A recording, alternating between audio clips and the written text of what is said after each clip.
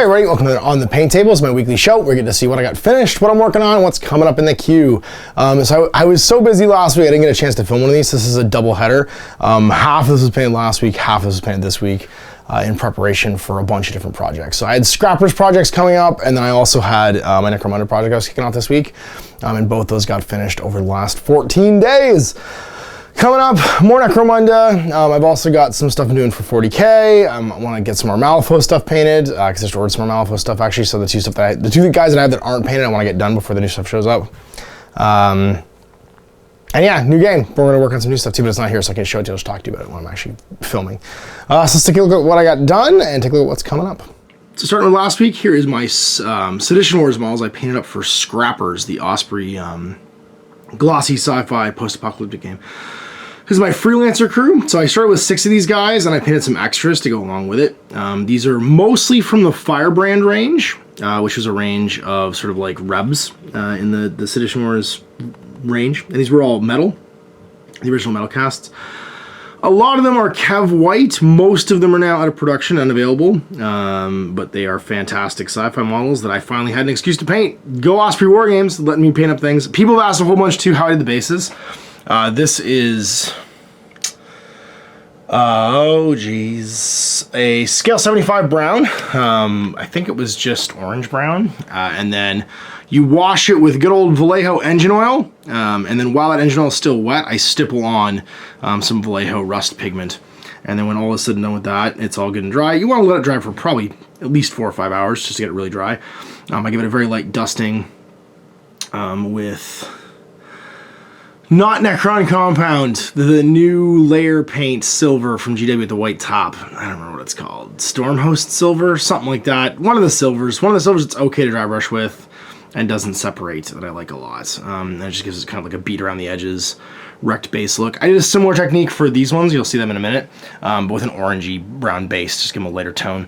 Then I painted up some 3D printed Shapeways garbage cans. My buddy Mike, who painted he printed the walkways, the docks, and the boats that you saw in this week's Ghost Archipelago.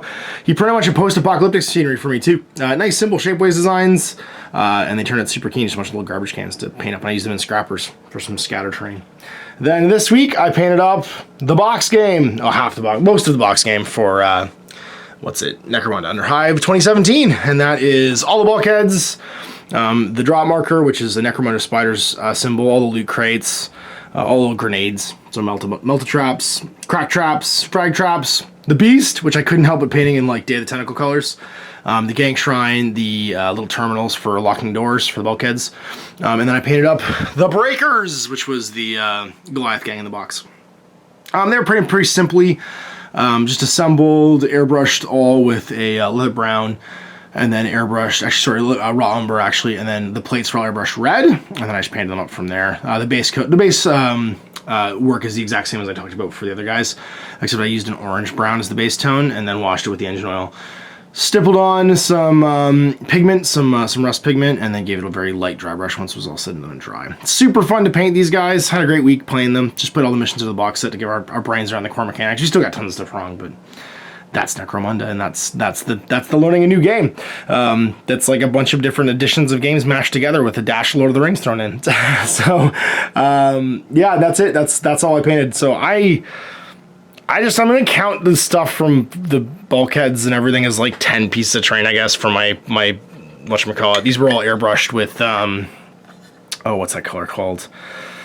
Pig iron? No. Lead Belcher, the air paint, Lead Belcher, which I had left over from doing my nights. And then they were also washed on engine oil just in places, and then stippled on some rust, and then gave the whole thing a nice tester's dull coat once it was all said and done and dry. And everything else was just done same sort of way. A lot of this was basically with the airbrush and then just washed. And that's it. So that's what I got painted this week. 18...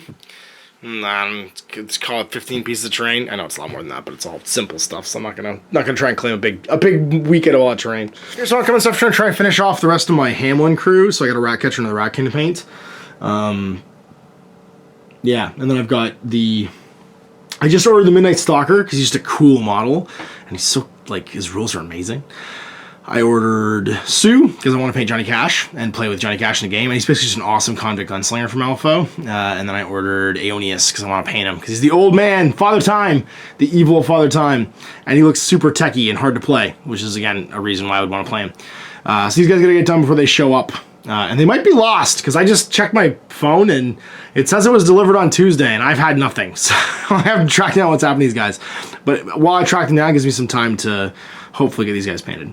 Then I've got my Escher gang on a frame, so this has to get painted up. I had I have an extra set of the Escher sprue, and I gave one to Owen from the box game to paint up, because that just split the work basically for the two of us to get the core game painted and play some games this week.